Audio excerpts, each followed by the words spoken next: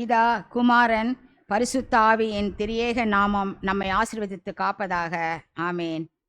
இவ்வாலய ஆராதனைக்கு ஆரம்பமாகவும் கர்த்தருடைய நாமத்திற்கு புகழ்ச்சி உண்டாக்க வண்ணமாகவும் ஞானப்பாட்டு 355 பாடுவோம். பாதை காட்டும் யெகோவா, பரதேசியான நான் பலவீனன் அறிவீனன், இவ்வுலகம் காடுதான், வானாகரம் தந்து என்னை போஷியும் என்ற 355வது ஞானப்பாட்டை பாடுவோம்.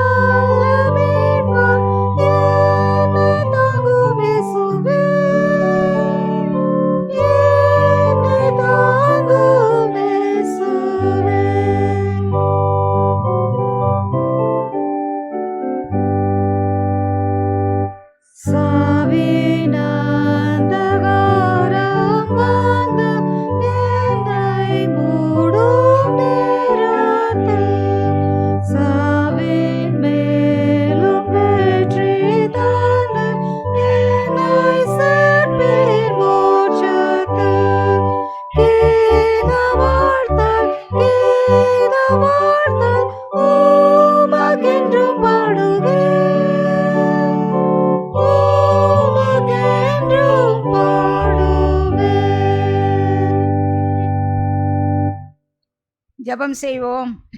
திரியேக பராபரனாகிய கர்த்தாவே, தேவரீருடைய மேய்ச்சலின் ஆடுகளாகிய நாங்கள் உம்மை வணங்கி போற்றி உமது திருவார்த்தையை கேட்டறிந்து கிருபையையும் ஆசீர்வாதத்தையும் பெறும்படி இங்கே கூடி வந்திருக்கிறோம்.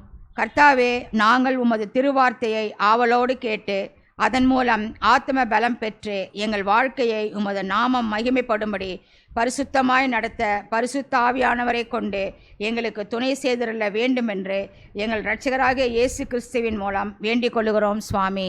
ஆமேன். இந்த நாளுக்கென்று குறிக்கப்பட்ட சங்கீதம் 25 11 முதல் 22 வசனங்களை முறையாக வாசிப்போம். சங்கீதம் 25 11 முதல். கர்த்தாவே, என் அக்கிரமம் பெரிது, உம்முடைய நாமத்தின் நிமித்தம் அதை மன்னித்தருளும். கர்த்தருக்கு பயப்படுகிற மனுஷன் எவனோ அவனுக்கு தாம் தெரிந்து கொள்ளும் வழியை போதிப்பார். அவன் ஆத்துமா நன்மையில் தங்கும், அவன் சந்ததி பூமியை சுதந்திரித்துக் கொள்ளும். கர்த்தருடைய ரகசியம் அவருக்கு பயந்தவர்களிடத்தில் இருக்கிறது, அவர்களுக்கு தம்முடைய உடன்படிக்கையை தெரியப்படுத்துவார். என் கண்கள் எப்போதும் கர்த்தரை நோக்கி கொண்டிருக்கிறது, அவரே என் கால்களை வலைக்கு நீங்களாக்கி விடுகிறார். என் மேல் நோக்கமாகி எனக்கு இறங்கும், நான் தனித்தவனும் சிறுமைப்படுகிறவனுமாயிருக்கிறேன். என் இருதயத்தின் வியாகுலங்கள் பெருகி இருக்கிறது, என் இடுக்கண்களுக்கு என்னை நீங்களாக்கிவிடும். என் துன்பத்தையும் என் வருத்தத்தையும் பார்த்து என் பாவங்களையெல்லாம் மன்னித்தருளும்.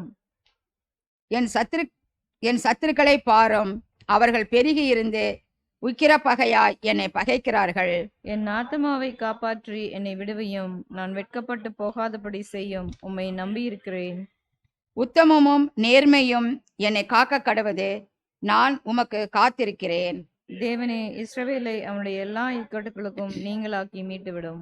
பிதாவுக்கும் குமாரனுக்கும் பரிசுத்த ஆவியானவருக்கும் மகிமை உண்டாவதாக. ஆதிலும் எப்பொழுதுமான சதா காலம் இருக்கிறபடியே. ஆமேன். மீண்டும் கடவுளுடைய நாமத்திற்கு மகிமை உண்டாகவும் தேவ ஆராதனை முறைமைக்கு ஆரம்பமாகவும் கீர்த்தனை 148 பாடுவோம். கண்களை ஏறெடுப்பேன், மாமேறு நேரா என் கண்களை ஏறெடுப்பேன் என்ற 148வது கீர்த்தனையை பாடுவோம்.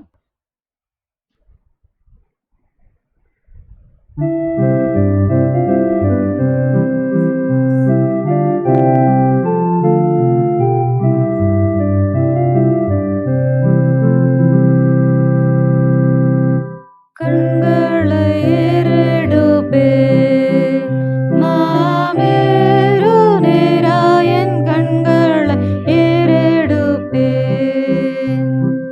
பெண்மானுண்டாக்கிய வித்தகனிடமிருந்து பெண்மானுண்டாக்கிய வித்தகனிடமிருந்து எண்ணில் ஆனந்தாசை என்றனுக்கே வரும் கண்களை ஏறெடுப்பே காலை தள்ளாட ஒட்டார் உறங்காது காப்பவர் காலை தள்ளாட ஒட்டார் வேலாயில் நின்ற ஸ்ரவேலரை காத்தவர் வேலாயில் நின்ற ஸ்ரவேலரை காத்தவர் காலையும் மாலையும் கண்ணுறங்காரவர் கண்களை ஏறெடுப்பே பக்த நிழல்லவரே என்னை ஆதரித்திடும் பக்த நிழல்லவரே எக்கால நிலமாயில் என்னை சேதப்படுத்தாது எக்கால நிலமாயில் என்னை சேதப்படுத்தாது அக்கோலம் கொண்டானை அக்காலம் புரியவே கண்களை ஏறெடுப்பே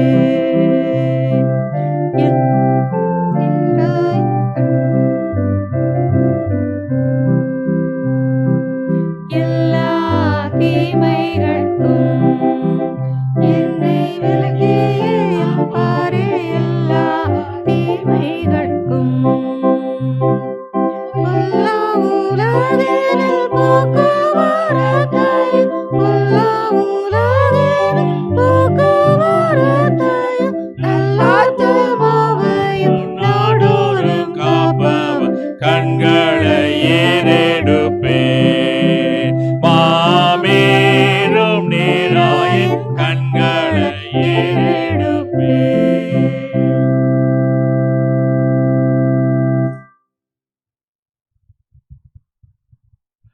கிறிஸ்துவனுடைய பாடுகளை தியானிக்கும் 3வது ஞாயிற்றுக்கிழமைக்குரிய ஆரம்ப கீதத்தை நாம் மாறி மாறி பாடுவோம். ஒரு சந்தியின் 3வது ஞாயிற்றுக்கிழமைக்குரிய ஆரம்ப கீதம்.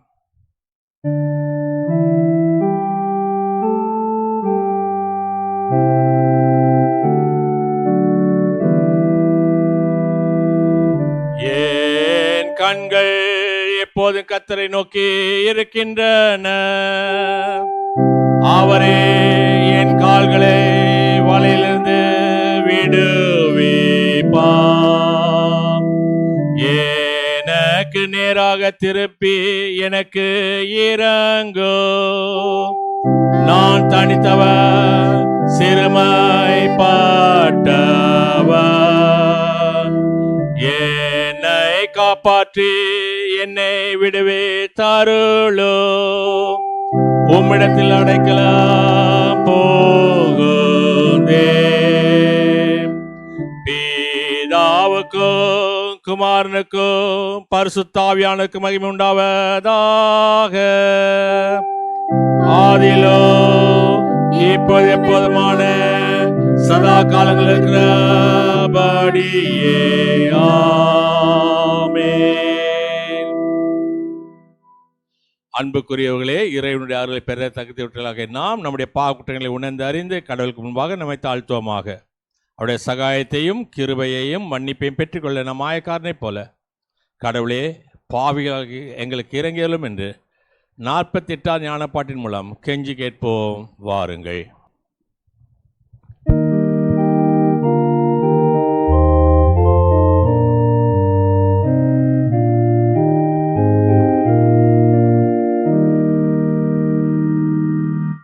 மாசற்ற ஆட்டுக்கோட்டே நீ சிலுவாயில் தொங்கி, கடன் யாவும் சிலுவையில்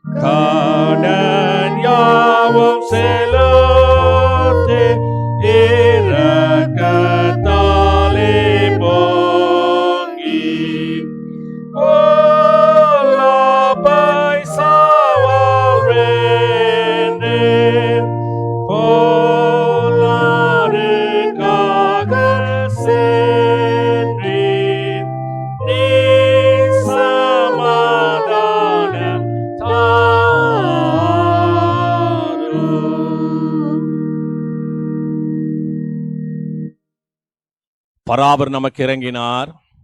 அவர் தம்முடைய ஒரே பேரான குமாரன் விசுவாசத்துக்குள்ள எவனும் கெட்டெழுந்து போகாமல் நித்தியமான மெய்வாழ்வை பெறும்படிக்கு இயேசு கிறிஸ்து இந்த உலகத்துக்கு தந்து அருளினார். இந்த அளவுக்கு அவர் உலகத்தின் மீது அன்பு கூர்ந்தார். அவருடைய திருப்பெயரை நாம் அனைவரும் எழுந்து நின்று 60ஆம் ஞானப்பாட்டின் மூலம் புகழ்ந்து ஸ்தோத்தரிப்போம். வாருங்கள்.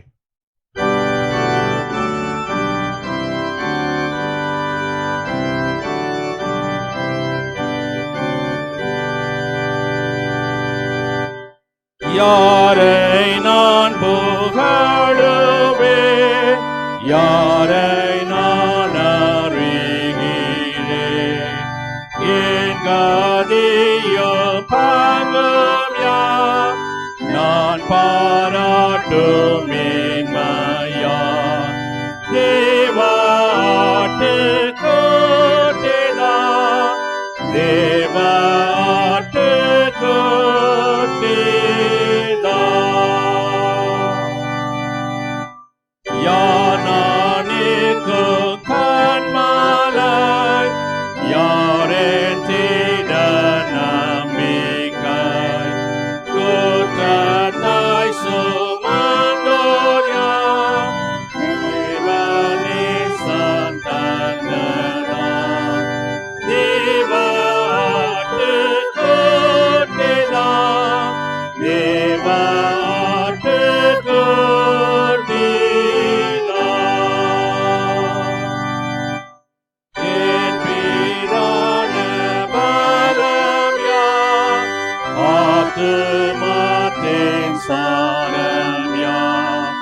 யாரால் பாவி நீதேமா, யாரால் தேவ பிள்ளை நாம். தேவாட்டு கோட்டைதான், தேவாட்டு கோட்டையா. கஸ்தியில் சகாயா, சாவின் சாவு எனக்கா, என்னை தோட கூட்டத்தே சேர்ப்பதால் நான் சாகையில். தேவாட்டு கோட்டைதான், தேவாட்டு கோட்டைதான். இயேசுதான் என் ஞானமே, அவர் என் சங்கீதமே. நீங்களும் புகழுங்கள், அவரை பின் செல்லுங்கள். தேவாட்டு கோட்டையாய், தேவாட்டு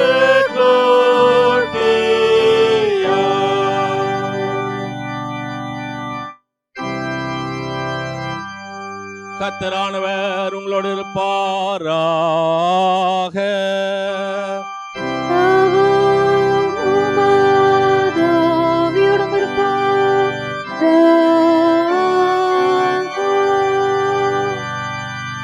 பிரார்த்தனை செய்வோமாக. எல்லாம் வல்ல கடவுளே, தாழ்நிலையில் உள்ள உம்முடைய அடியாருடைய விண்ணப்பங்களுக்கு செவி சாய்த்து எங்களுடைய எல்லா எதிரிகளிலிருந்து எங்களை பாதுகாத்து உமது மகத்துவமான வலது கரத்தை நீட்டி எங்களுக்கு உதவி செய்ய வேண்டும் என்று உம்மோடும் பரிசுத்த ஆவியோடு எங்களாதேர் இயேசு கிறிஸ்துவின் மூலமாய் உம்மை வேண்டிக் கொள்ளுகிறோம் சுவாமி.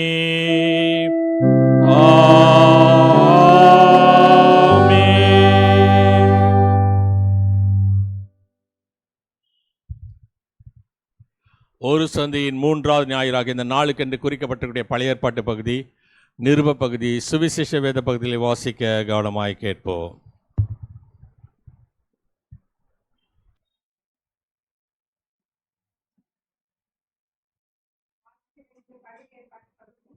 ஆதியாகமம் 22ஆம் அதிகாரம் 1 முதல் 19 வசனங்கள்.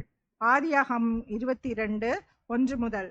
இந்த காரியங்கள் நடந்த பின்பு தேவன் ஆபிரகாமை சோதித்தார். எப்படியெனில், அவர் அவனை நோக்கி, ஆபிரகாமே என்றார். அவன், இதோ அடியேன் என்றான். அப்பொழுது அவர், உன் புத்திரனும் உன் ஏகசுதனும் உன் நேசகுமாரனுமாகிய ஈசாக்கை நீ இப்பொழுது அழைத்து கொண்டு மோரியா தேசத்துக்கு போய் அங்கே நான் உனக்கு குறிக்கும் மலைகள் ஒன்றின் மேல் அவனை தகன பலியாக பலியிடு என்றார். ஆபிரகாம் அதிகாலையிலே எழுந்து தன் கழுதையின் மேல் சேணங்கட்டி தன் வேலைக்காரரில் 2 பேரையும் தன் குமாரன் ஈசாக்கையும் கூட்டிக் கொண்டு தகனபலிக்கு கட்டைகளையும் பிழந்து கொண்டு தேவன் தனக்கு குறித்த இடத்திற்கு புறப்பட்டு போனான்.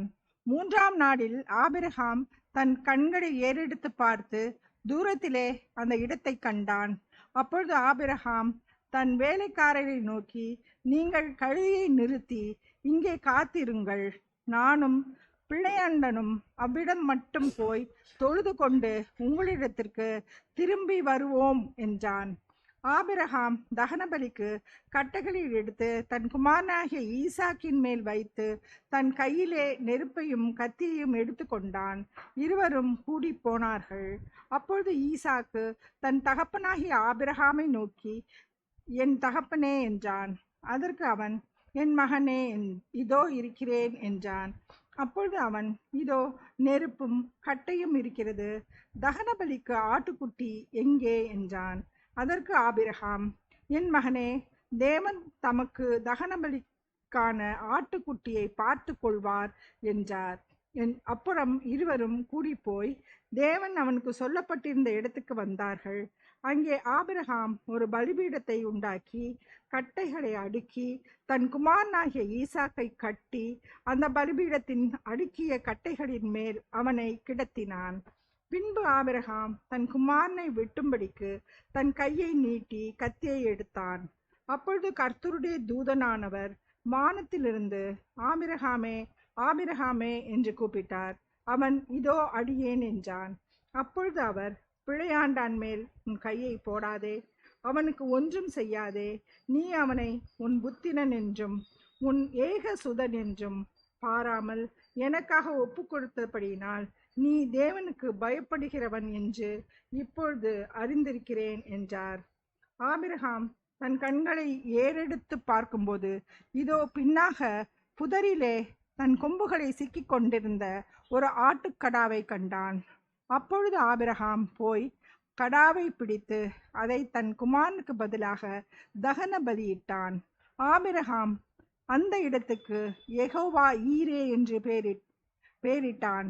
அதனாலே கர்த்தருடைய பர்வதத்திலே பார்த்து கொள்ளப்படும் என்று இந்நாள் வரைக்கும் அறியப்பட்டிருக்கிறது. கர்த்தருடைய தூதனானவர் 2ஆந்தரம் வானத்திலிருந்து ஆபிரகாமை கூப்பிட்டு, நீ உன் புத்திரன் என்றும் உன் ஏகசுதன் என்றும் பாராமல் அவனை ஒப்பு கொடுத்து இந்த காரியத்தை செய்தபடியால் நான் உன்னை ஆசீர்வதிக்கவே ஆசீர்வதித்து உன் சன்னதியை வானத்து நட்சத்திரங்களைப் போலவும் கடற்கரை மணலைப் போலவும் பெருகவே பெருக பண்ணுவேன் என்றும் உன் சந்ததியார் தங்கள் சத்துருக்களின் வாசல்களை சுதந்தரித்துக் கொள்வார்கள் என்றும் நீ என் சொல்லுக்கு கீழ்ப்படிந்தபடியினால் உன் சந்ததிக்குள் பூமியில் உள்ள சகல ஜாதிகளும் ஆசீர்வதிக்கப்படும் என்றும் என் பேரில் ஆணையிட்டேன் என்று கர்த்தர் சொல்லுகிறார் என்றார். ஆபிரகாம் தன் வேலைக்காரரிடத்திற்கு திரும்பி வந்தான். அவர்கள் எழுந்து புறப்பட்டு ஏகமாய் பேர்சபாவுக்கு போனார்கள். ஆபிரகாம் பேர்சபாவிலே குடியிருந்தான். சேர்ந்து சொல்லுவோம். மகிமில்ல கர்த்தரே தேவரீர் பரிசுத்த, வல்லமில்ல கர்த்தரே நீர் பரிசுத்த, என்றுமுள்ள கர்த்தரே நீர் பரிசுத்த. ஆமீன்.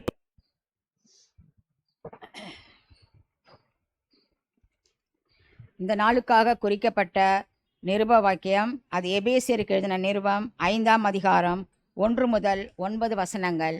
எபேசியர் 5:1 முதல் 9 வசனங்கள்.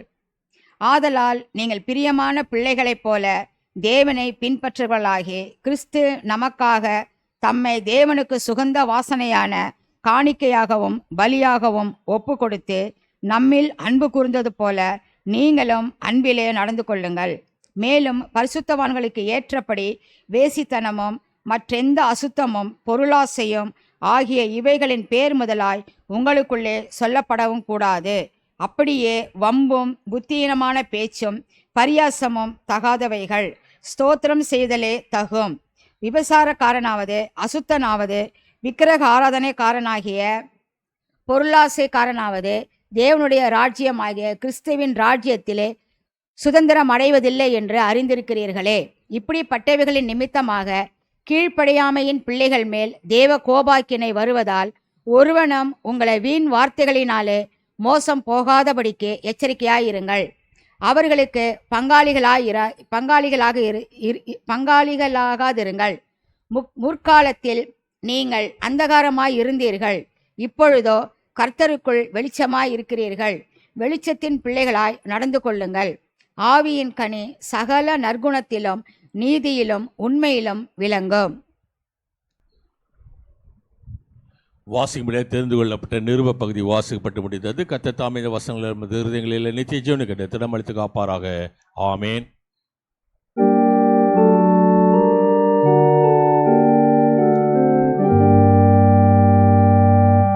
கர்த்தாவே, எனக்காக பதிவு இருக்கிறவர்கள் நிமித்தம் என்னை உமது நீதியில் நடத்தி என் முன்னே உமது வழியை செவ்வையாக்கோ. உமது சத்துருக்கள் சிதறடிக்கப்படவோ, உமை பகைக்கிறவர்கள் உமக்கு முன்பாக ஓடி போகவோ எழுந்தாருளோ. ஆமேன், ஆமேன், ஆமேன்.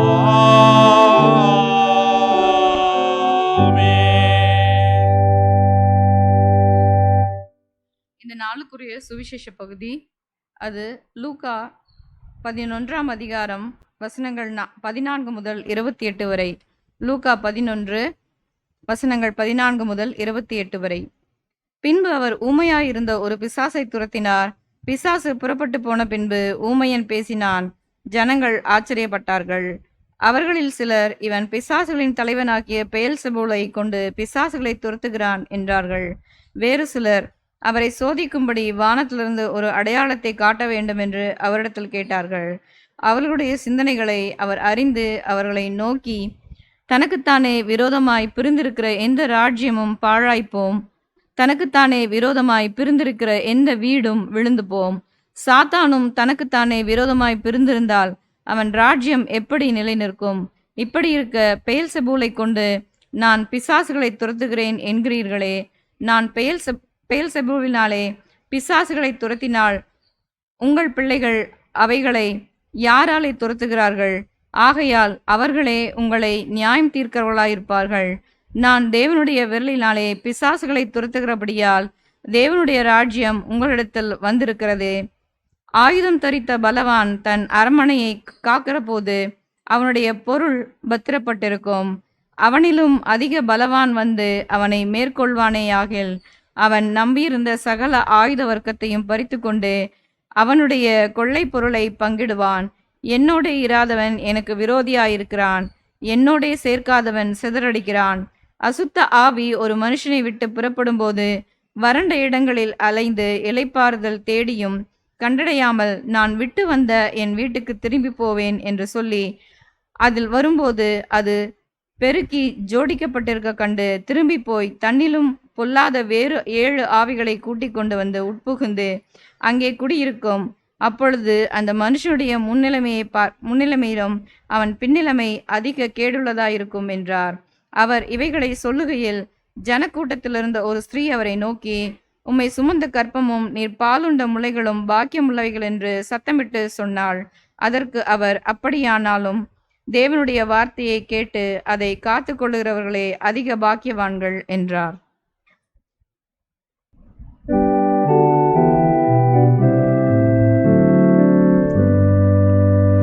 அவருடைய நல்ல வார்த்தைக்காக அவருக்கு ஸ்தோத்திரம். கிறிஸ்துவே உமக்கு ஸ்தோத்திரம். நாம் உலகமெங்கிலும் உள்ள சகல கிறிஸ்தவ விசுவாசிகளோடு நாமும் ஒருங்கிணைந்தவர்களாய் நமது விசுவாசத்தை அப்போஸ்தல விசுவாச பிரமாணத்தின் மூலம் பயபக்தியோடு அறிக்கை செய்வோம். பரலோகத்தையும் பூலோகத்தையும் படைத்த சர்வத்துள்ள பிதாவாகிய பிராபனை விசுவாசிக்கின்றேன். அது ஒன்றான குமாரனாக இயேசு கிறிஸ்துவை விசுவாசிக்கிறேன். பசுத்தாவினால் கர்ப்பமாக உற்பவித்து கல்மிடத்தில் பிறந்து பொந்தி பிலாத்துக்கு பாடுபட்டு சிலர் அறிவுண்டு மறித்து அடக்கம் பண்ணப்பட்டார். பாதாளத்தில் இறங்கி 3ஆம் நாள் மருத்துவத்தை உயிர்த்தெழுந்தார். பரமத்துக்கு ஏறி சர்வத்துக்கு பிதாவாகிய அப்புறம் வளர்பெற்றிருக்கிறார். அவரத்தில் ஜீவனில் வரை மற்ற நியாயத்திற்க வருவார். பசுத்தாவினை சுவாசிக்கிறேன். பொதுவான பசு சபையும் பசுவோட ஐக்கியமும் பாவமணிப்பும் சுவைத்ததிலும் நித்திய ஜீவன் உண்டு என்று சுவாசிக்கிறேன். ஆமீன். நாம் அறிக்கை செய்த இந்த விசுவாசம் நாம் இன்று மட்டுமல்ல, நமது மரணமற்ற நிலையத்திற்கு எல்லாம் உள்ள தூய ஆவியானவர் உங்களுக்கு எனக்கு துணை செய்வாராக. ஆமீன். அமர்வோம். கர்த்தருக்கு நன்றி செலுத்தும்படியான வேலை இது. இந்த வாரத்திலே தங்களை பிறந்த நாட்களை காணக்கூடிய மக்களுக்காகவும் சரீரத்தில் ஜீவனின் சுகத்தையும் பலத்தை பெற்று கர்த்தருக்கு நன்றி செலுத்தக்கூடிய இருதயத்தோடு உள்ளவர்கள் கர்த்தருக்கு நன்றி செலுத்துவோம். ஜெப நிலைக்கு ஆதாரமாக 250 ஞானப்பாட்டின் முதல் சரணத்தை பாடுவோம். எனில் 100 வாயு நாவும் இருந்தால் கர்த்தர் எனக்கு அன்பாக செய்த நன்மையாகும் அவைகளால் துதித்து ஓயாதொனியாய் பாடுவேன். 250 ஞானப்பாட்டின் முதல் சரணத்தை பாடுவோம்.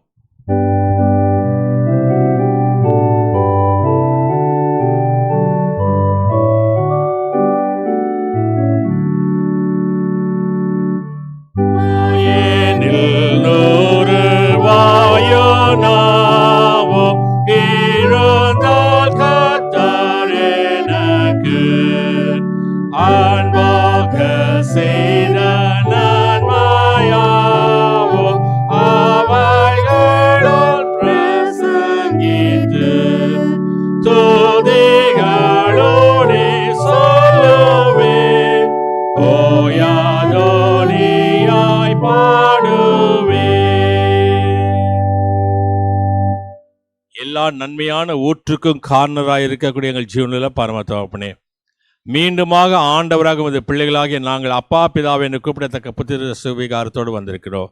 விசேஷமாக என்னுடைய அருமையான பிள்ளைகளை ஆசிர்வதித்து இந்த கோடை காலத்திலே இந்த அருமையான பிள்ளைகள் எழுதக்கூடிய தேர்வுகளை கூட இருந்து விசேஷமாக தேர்வு முடித்து தங்களுடைய மேற்கொண்டு படிக்கக்கூடிய காரியங்களுக்காக விடுமுறை எடுத்து இருக்கக்கூடிய அருமையான பிள்ளைகளை ஆஸ்வதிக்கணுமா கேட்கின்றோம்.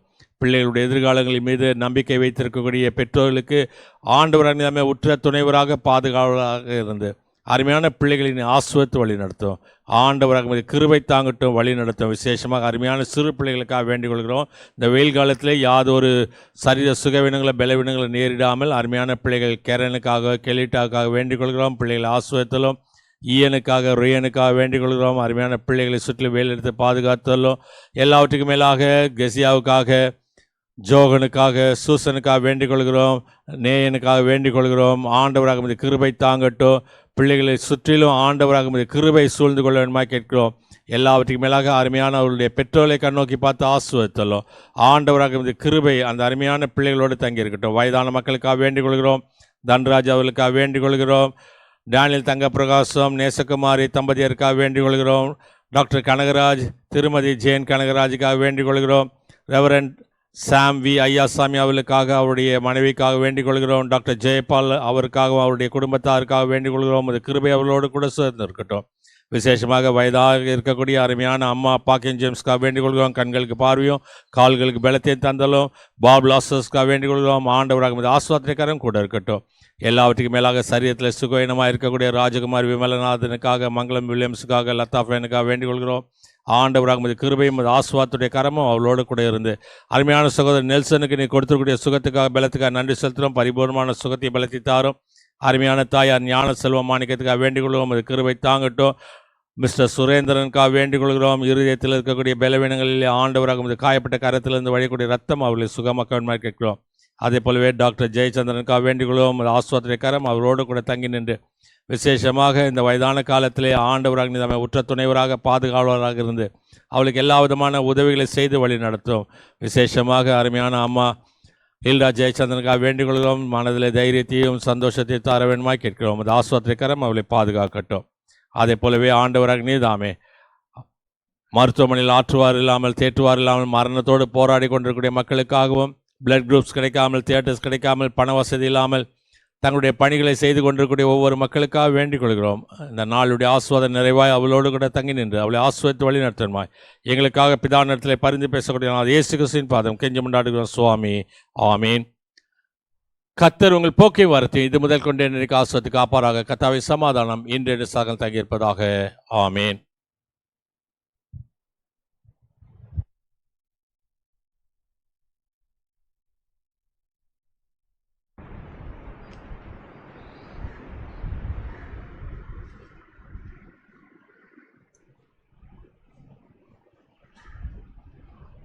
மீண்டும் கர்த்தருடைய நாமத்தை மகிமைப்படுத்த வண்ணமாக ஞானப்பாட்டு 255 1 முதல் 4 கவிகளை பாடுவோம்.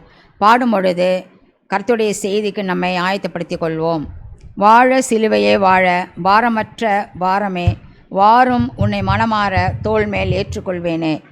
ஞானப்பாட்டு 255 1 முதல் 4 கவிகளை பாடுவோம்.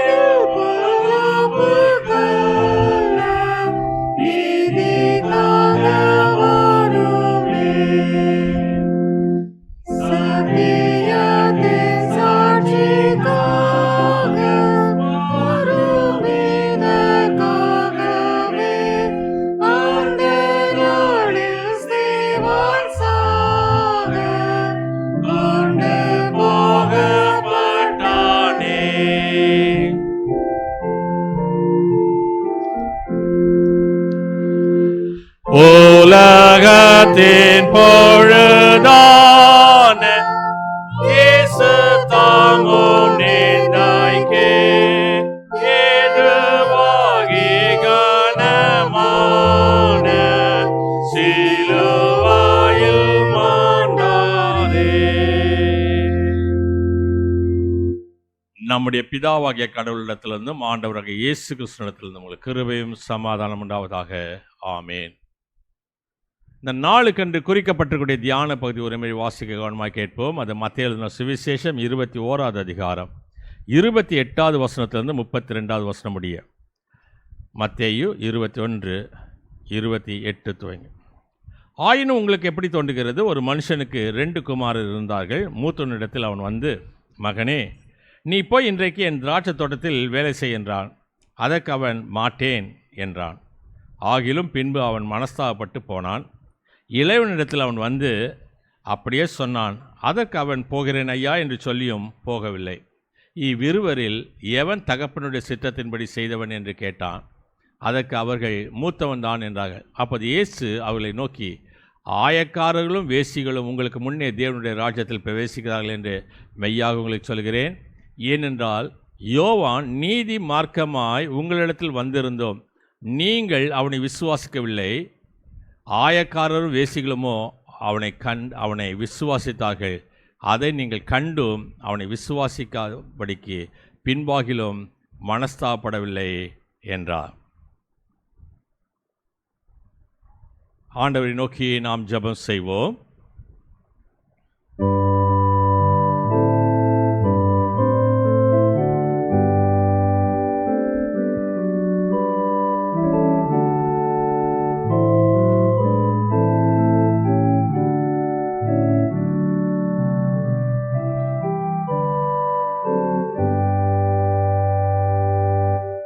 இயேசுவே உம்மை தியானித்தான் உள்ளங்கனியுமே, கண்ணார உம்மை காணுங்கான் பரமானந்தமே.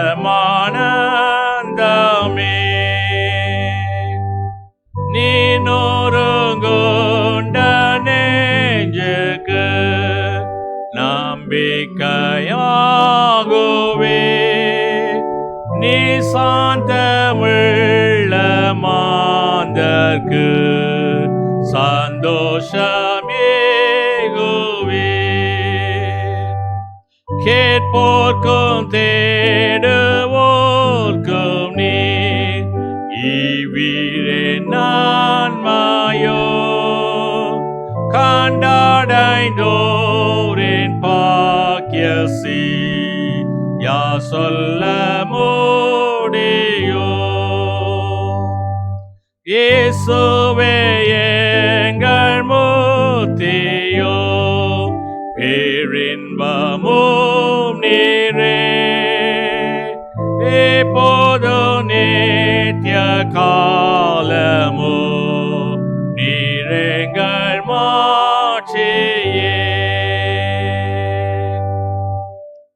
வாரும் பரிசுத்த ஆவியானவரே, உம்மை விசுவாசிக்கிற எங்கள் நெஞ்சை நிரப்பி அன்பின் தீயை மூட்டியுள்ளோம். பற்பல மொழிகள் மூலமாக பற்பல இனங்களை விசுவாச ஒருமைக்குள் குடிச்சதுக்கு தேவரே, எங்களுடைய பரிசுத்த வசனத்திலே பரிசுத்தமாக்கி நம்முடைய வசனமே சத்திய சுவாமி. ஆமென். கிறிஸ்துவுக்குள் அன்பான விசுவாசிகளே, ஒக்குலி என்று சொல்லக்கூடிய கண்கள், லத்தீனில் ஒக்குலி என்று சொன்னால் தமிழில் கண்கள் என்று சொல்லி பேர். அதனால தான் இன்றைக்கி பாடின பாட்டிலெல்லாம் அந்த கண்களை பற்றி எல்லா பாட்டிலையும் சொல்லப்பட்டிருக்கோம். மத்திய எழுதின சுவிசேஷம் 21வது அதிகாரம் 28லேருந்து 32 வசனத்தை வாசித்தா, இயேசு சொன்ன உவமைகளில் இதுவும் ஒன்று. இயேசு சொன்ன உவமைகளில் இதுவும் ஒன்று. திராட்சை தோட்டத்தை பற்றிய ஒரு உவமை. திராட்சை செடியும் தோட்டமும் பூர்வ காலத்தில் பாலஸ்தீன நாட்டில் பயிரிட்டு வந்தாங்க. மலை சாரல் பகுதியில், வேலி என்று சொல்லுகிறார்களே, பள்ளத்தாக்குகளை இது நன்றாக வளரும். அதனால தான் இன்றைக்கும் இந்த கோம்பை, உத்தமபாளையம், இந்த தேக்கடி பக்கத்துலலாம் கம்பம் வேலி என்று சொல்லக்கூடிய இடத்துல எல்லாம் திராட்சை தோட்டம் இருக்கும். இப்போ அங்கே திராட்சை தோட்டத்தில் அங்கே திராட்சை ரசத்துலேருந்து சாராயம் காய்ச்சலுக்கு சாராய ஆலை கூட கொண்டு வந்துட்டாங்க அப்படின்னு சொல்லிட்டு சமீபத்தில் கேள்விப்பட்டேன்.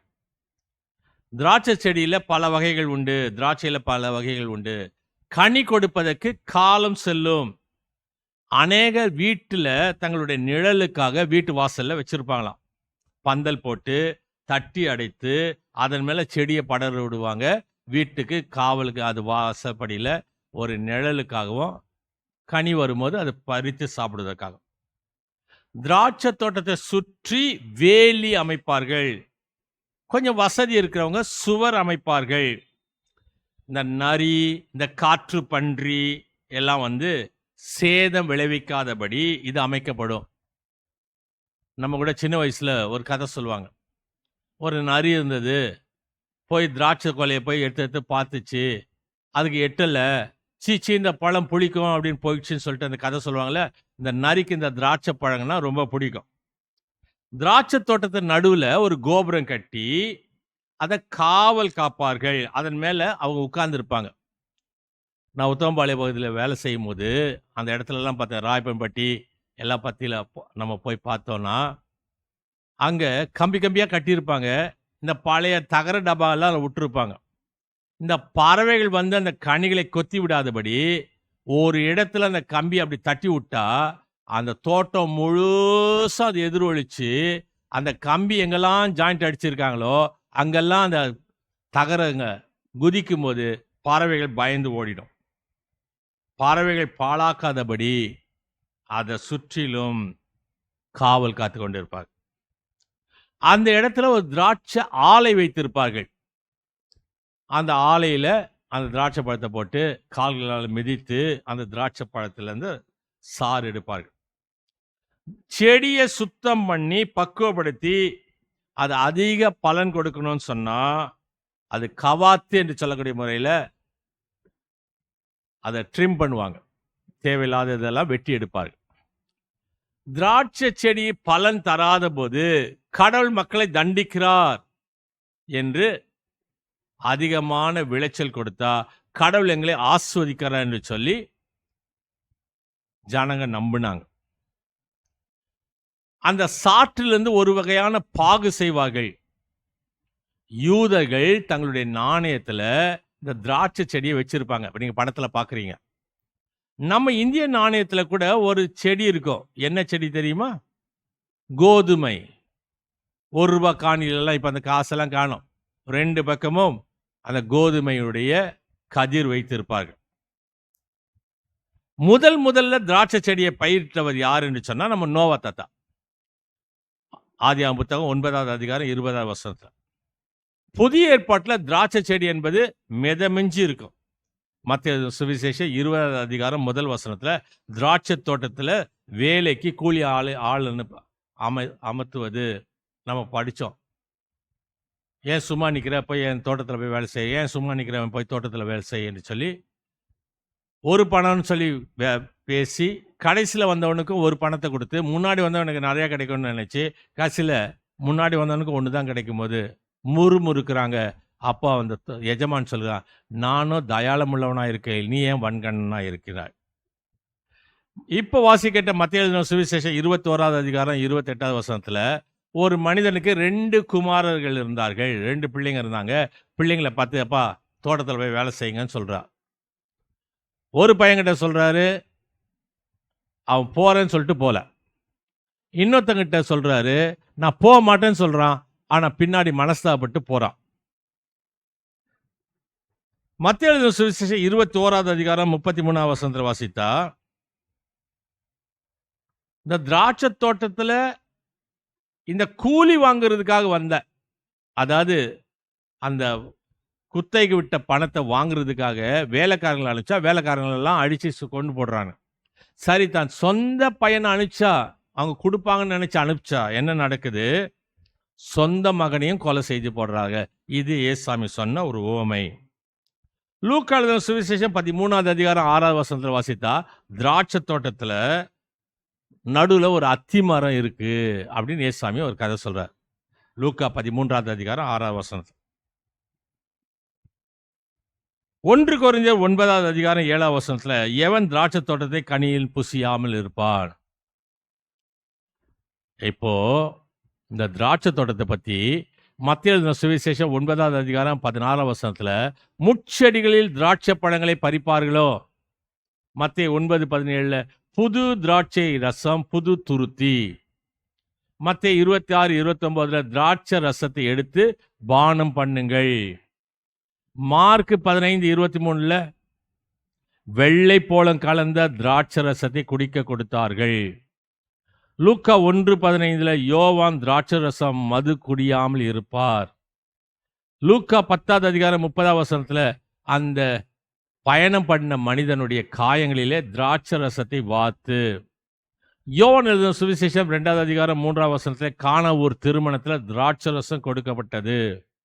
யோவான் 15வது அதிகாரத்தில் நானே மெய்யான திராட்சை செடி என்று சொல்லி ஆண்டவர் சொல்லுகின்றார். பரிசுத்த பவுல் அப்போஸ்தலர் 1 தீமோத்தேயு 5வது அதிகாரம் 23வது வசனத்தில் கொஞ்சம் திராட்சை ரசத்தை கூட்டிக் கொள்ளுங்கள். ஆகவே இந்த திராட்சை பழத்தை பற்றி, இந்த திராட்சை செடியை பற்றி, இந்த திராட்சை ரசத்தை குறித்து புதிய ஏற்பாட்டில் அநேக இடங்களிலே சொல்லப்பட்டிருக்கு. அதே போல 2 பேருடைய உவமைகள் என்று சொன்னா, இயேசு ஒரு 8 உவமைகளை சொல்லுகின்றார். 2 பேர் உவமை. 1 மத்திய சுவிசேஷம் 18வது அதிகாரம் 25வது வசனத்துல 2 பேர் கடன்பட்டவர்கள். 2 பேர் கடன்பட்டவர்கள். அதுல கடன் கொடுத்த ஒருவனை ராஜா மன்னித்துறான். இவங்கிட்ட கடன் வாங்கினவன் மன்னிக்கல, இவன் அவன் கழுத்தை நெரித்து அவனை துன்பப்படுத்துகிறான்னு சொல்லப்படுகிறது. இப்போ வாசிக்கிட்ட மத்திய எழுதின சுவிசேஷம் 21வது அதிகாரம் 8வது வசனத்துல தோட்டத்துல வேலை செய்யறதுக்காக 2 குமாரர்களை அப்பா கேட்கின்றார்.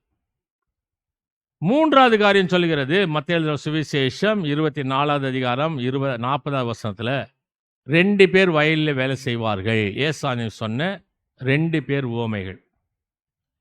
மத்திய எழுதின சுவிசேஷம் 24வது அதிகாரம் 41வது வசனத்துல 2 பேர் இயந்திரம் அரைத்து கொண்டிருப்பார்கள்.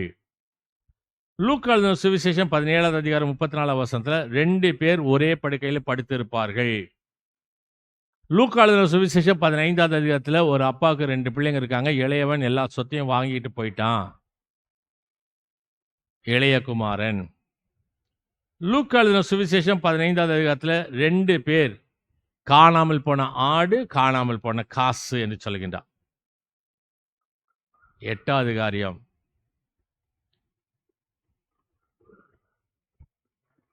ரெண்டு பேர் கடன்பட்டார்கள், 550 என்று சொல்லி. இப்படி இயேசு கிறிஸ்து சொன்ன இந்த 2 பேர் என்பது 8 காரியங்கள் சொல்லப்படுகிறது. இதில் குடும்பம் பற்றி அப்பா, அண்ணன், தம்பி என்று சொல்வது 2 காரியங்கள். ஒன்று இளைய குமாரன், லூக்கா எழுதின சுவிசேஷம் 15வது அதிகாரத்தில் சொல்லப்பட்ட ஒரு சம்பவம். 2வது மத்தேயு எழுதின சுவிசேஷம் 21வது அதிகாரத்தில் சொல்லப்பட்ட ஒரு சம்பவம்.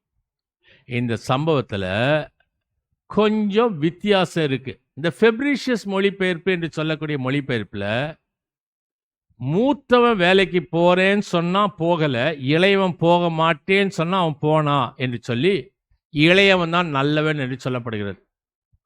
ஆனா மூத்தவன் என்று சொல்வது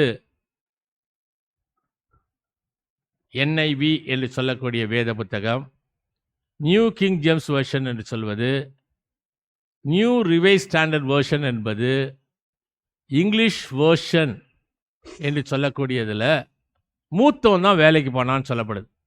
இப்போ மூத்தவனா இளையவனா என்று சொல்லக்கூடிய டிபேட் கிடையாது, பட்டிமன்றம் கிடையாது. 2 பேரில் ஒருத்தன் போனான், போக மாட்டேன்னு சொன்னவன் போனான். அதுதான் நம்ம எடுத்துக்கணும். மொழிபெயர்ப்புகளில் வித்தியாசங்கள் உண்டு. இப்போ தகப்பனுடைய சித்தம் என்ன?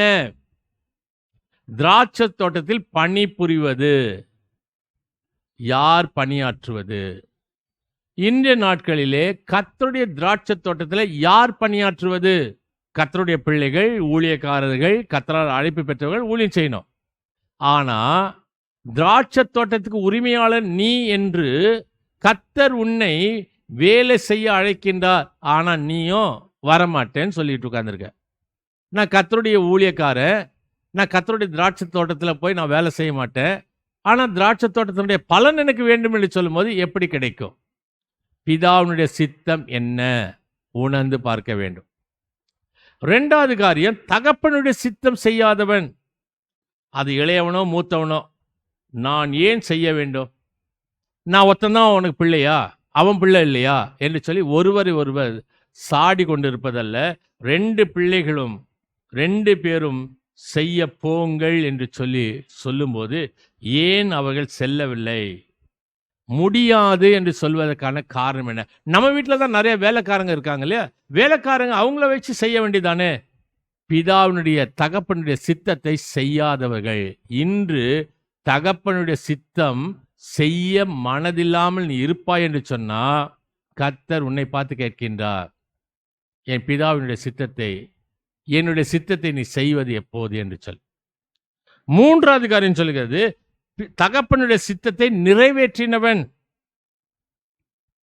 மனம் மாறினவன், தகப்பனுடைய நிலைமையை உணர்ந்து பார்க்கிறான். எங்க அப்பாவுக்கு நான் உதவி செய்யலைன்னா யார் உதவி செய்வா?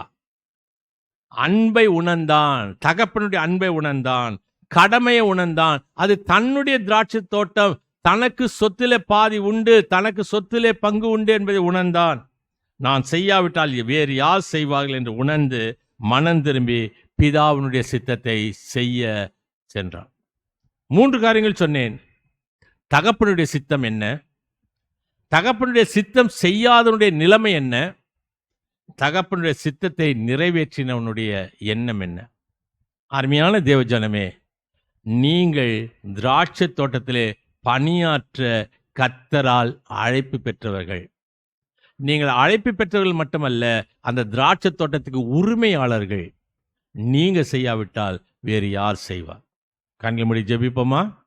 நல்ல ஆண்டவரே, அறுவடை மிகுதி, வேலையாட்களோ கொஞ்சம் என்று எங்களுக்கு உணர்த்தி உமது ராஜ்யத்திலே உழைப்பதற்காக எங்களை நீ அழைக்கக்கூடிய தயவுகளுக்காக நன்றி செலுத்துகிறோம். ஆண்டவராக நீதாமே இந்த ஓமையிலிருந்து நாங்கள் கற்றுக்கொள்ளக்கூடிய காரியம் என்ன? நான் செய்யாவிட்டால் என் தகப்பனுடைய வேலையை வேறு யார் செய்வார் என்ற எண்ணத்தோடு நாங்கள் உமக்கு ஊழியம் செய்ய எங்களுக்கு போதித்ததுக்காக நன்றி செலுத்துகிறோம். அது கிருபை எங்களை வழிநடத்தும், ஆசீர்வாதித்தாரோம். துதி ஸ்தோத்திரம் கன மகிமை செலுத்துகிறோம். இயேசு கிறிஸ்துவை வேண்டிக் கொள்கிறோம் சுவாமி, ஆமீன். நம்முடைய ஆண்டவராக இயேசு கிறிஸ்துவின் கிருபையும் பிதாவாக தேவன் அன்பும் பரிசுத்தாவுடைய ஐக்கியமா சுவாலி நடத்தும் சதா காலத்திலும் நம் அனைவரோடும் இன்று என்று இருப்பதாக, ஆமீன். அறிவிக்க வேண்டிய ஒரு சில அறிவிப்புகள்.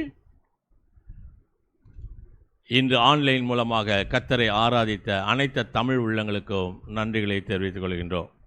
இந்த ஆலய ஆராதனை நடத்தி கொடுத்த, இசைக்கருவி வாசித்த, பாடல்கள் பாடின, வேதம் வாசித்த அனைத்து நல்ல உள்ளங்களுக்கும் go and shine for Jesus ministry சார்பாக நன்றிகளை தெரிவித்துக் கொள்கின்றோம். இந்த வாரம் வெள்ளிக்கிழமை மாலை 6:30 மணிக்கு ஆலய ஆராதனை நடைபெறும். வரக்கூடிய ஞாயிற்றுக்கிழமை காலை 8:30 மணிக்கு ஆலய ஆராதனை நடைபெறும். அனைத்து காரியங்களுக்காக ஜெபசந்தையோடு கலந்து கொள்ளும்படி உங்களை அன்போடு அழைக்கின்றோம்.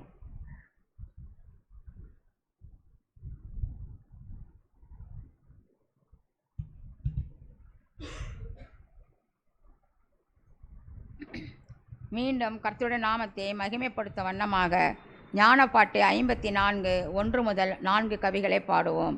பாடும் பொழுது நம்மையும் நமது காணிக்கைகளையும் கர்த்தருக்கென்று படைப்போம். என் பாவங்களினாலே உண்டான திகிலிலே நீரே இரக்கத்தாலே என் சுவாமி இயேசுவே, என் பாவபாரம் யாவையும் சுமந்து மாண்ட அன்பு என் நெஞ்சை தேற்றவும்.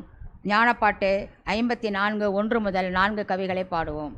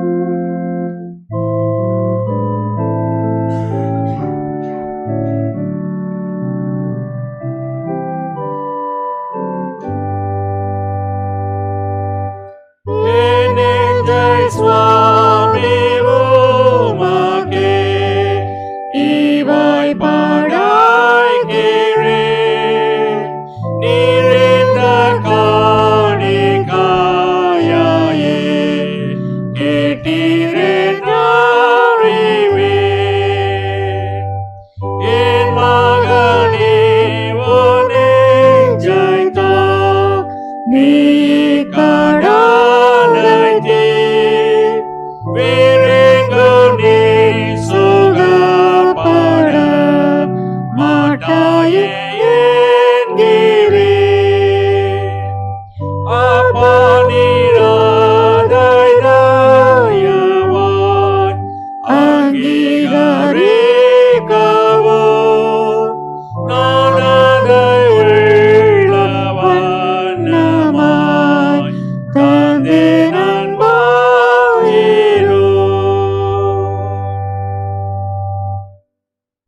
எங்களை நேசித்து எங்களை பாதுகாத்து வழிநடத்தி ஆலோசனை சொல்லி எங்களை கரம் பிடித்து தூக்கி எடுக்கக்கூடியவரே, ஆண்டவராக உமது சித்தத்தை, பிதாவினுடைய சித்தத்தை, தகப்பனுடைய சித்தத்தை நாங்கள் செய்யக்கூடியவர்களாக எங்களுடைய வாழ்க்கையை நடத்த வேண்டும் என்று எங்களை கற்பித்த தயவுகளுக்காக நன்றி செலுத்துகிறோம்.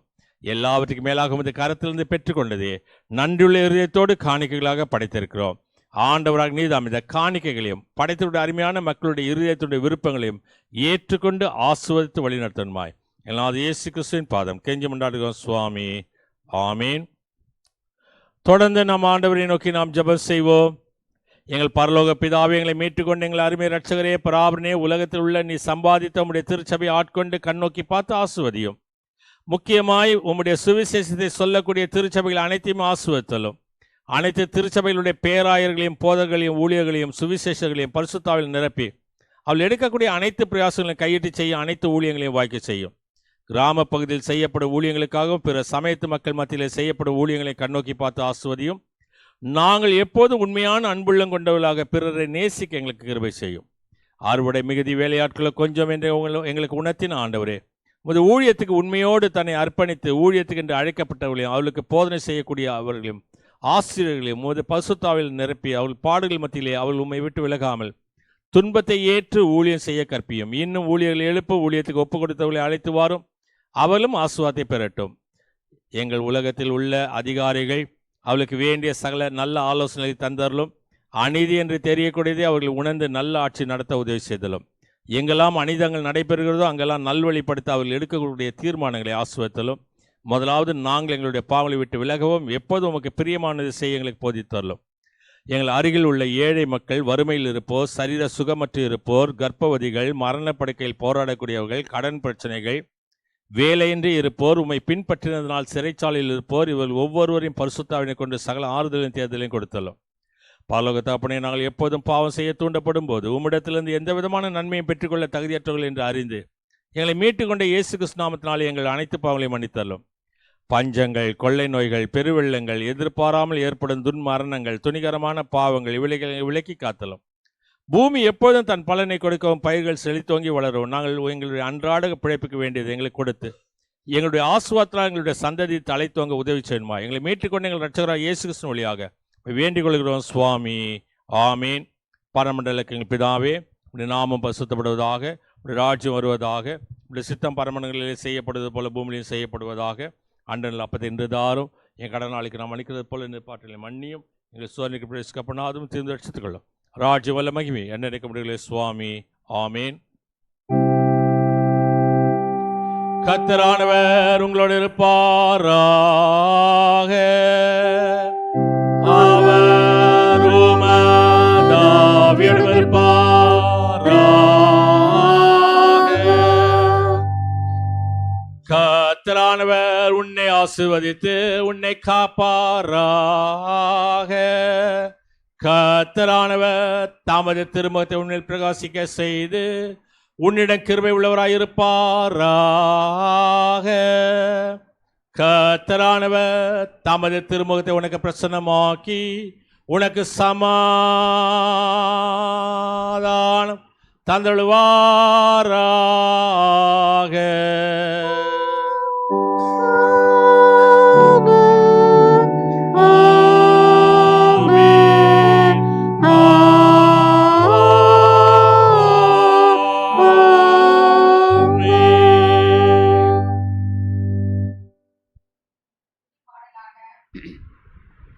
ஞானப்பாட்டை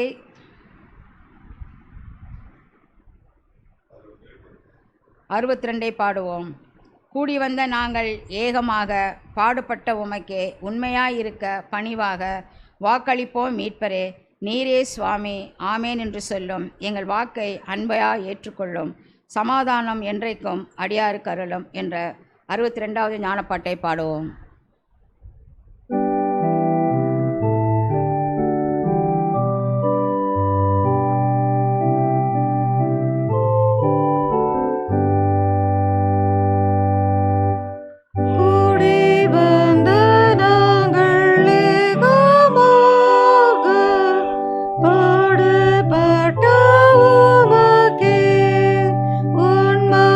உண்மையாயிருக்க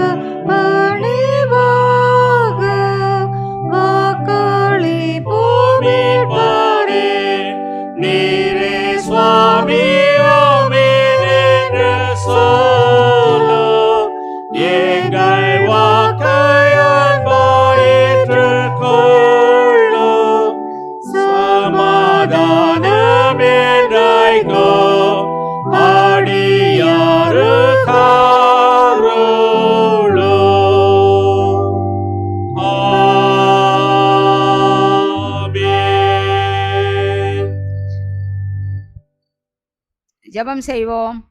அளவற்ற இரக்கமுள்ள ஆண்டவரே, தேவரீர் வெளிப்படுத்தின சத்தியத்தின் மூலம் நாங்கள் ரட்சிப்பை பெறும் வழியை எங்களுக்கு காட்டினதற்காக உமக்கு ஸ்தோத்திரம். நீர் காட்டி அருளின வழியிலே நாங்கள் செம்மையாக நடந்து மரணம் மட்டும் உம்மை பற்றும் விசுவாசத்தில் நிலைத்து நின்று கடைசியில் மோட்ச ராஜ்யத்தை அடைவதற்கு வேண்டிய ஆத்ம பலத்தை எங்களுக்கு அருள வேண்டுமென்று பணிவுள்ள மனதோடு உம்மை வேண்டிக் கொள்ளுகிறோம் சுவாமி. ஆமேன். என் ஆத்துமாவே கர்த்தரை ஸ்தோத்திரி, என் முழு உள்ளமே பரிசுத்த நாமத்தை ஸ்தோத்திரி.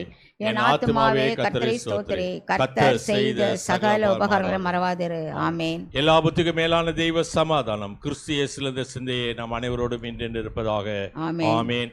சுவாமி கிருபையாயிரும், கிறிஸ்துவே கிருபையாயிரும், சுவாமி கிருபையாயிரும். ஆமேன். பராபரனுக்கு ஸ்தோத்திரம்.